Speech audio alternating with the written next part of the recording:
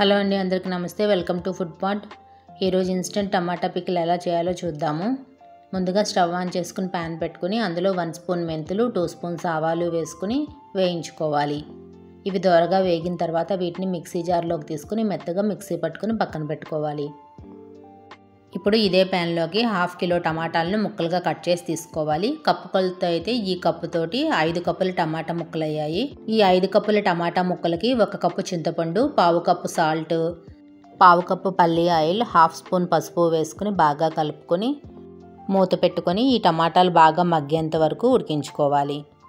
ఈ టమాటాలు బాగా ఉడికిన తర్వాత ఇందులో 1/2 కప్పు కారం వేసుకుని బాగా కలుపుకొని స్టవ్ ఆఫ్ చేసుకుని కొంచెం చల్లారనివ్వాలి. ఇది చల్లారిన తర్వాత మిక్సీ జార్ తీసుకుని అందులో వేసుకుని మరీ మెత్తగా కాకుండా కొంచెం బరకగా మిక్సీ పట్టుకోవాలి. ఇప్పుడు ఈ పచ్చడిని తాలింపు పెట్టుకోవడానికి స్టవ్ ఆన్ చేసుకుని ప్యాన్ పెట్టుకుని అందులో 1/2 కప్పు పల్లి ఆయిల్ వేసుకుని 2 స్పూన్స్ శనగపప్పు, 1 స్పూన్ ఆవాలు, 1 స్పూన్ జీలకర్ర, 5-6 ఎండుమిర్చి ముక్కలు వేసుకుని వేయించుకోవాలి.